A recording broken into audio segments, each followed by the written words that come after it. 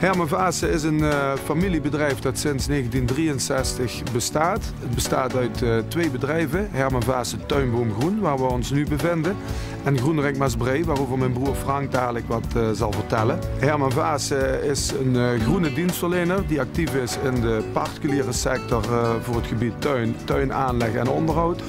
Herman Vaassen is een groenvoorziener die actief is op het gebied van groen in de breedste zin van het woord. Dus voor bedrijven en instellingen, openbare ruimtes bij overheden en dan ook aanleg en onderhoud van dit soort projecten.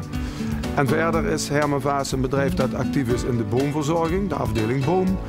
Dus van het planten van bomen, het kappen van bomen, het snoeien van bomen en zelfs tot processierupsbestrijding aan toe. Ik denk dat kenmerkend voor het werk van Herman Vaassen is dat wij van A tot Z één aanspreekpunt hebben. Dat wij van A tot Z voor de klant klaar kunnen staan. Dat alles met één vaste voorman die ook aanspreekpunt is en een goed georganiseerd bedrijf dat de klant daar vertrouwen in kan hebben. Groenrijk Maasbree is een tuincentrum met specialisme in groen, sfeer, artikelen, waterartikelen en tuinmeubels. Ja, in de basis hebben we een uitgebreid assortiment hoogwaardige tuincentrumartikelen. We proberen de klant om de 2 tot 3 maanden een hele nieuwe winkel te laten zien door steeds te vernieuwen in producten.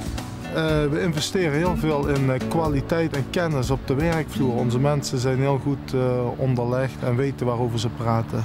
Veel klanten van Herman Vaassen via ons tuincentrum eigenlijk ons bedrijf binnenkomen. We werken ook samen door bijvoorbeeld dat hoeveniersbedrijf de tuin aanlegt of onderhoudt bij bedrijven en dat wij de interieurbeplanting doen.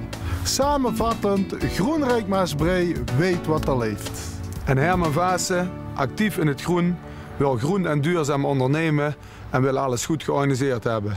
Herman Vaassen, groen geregeld.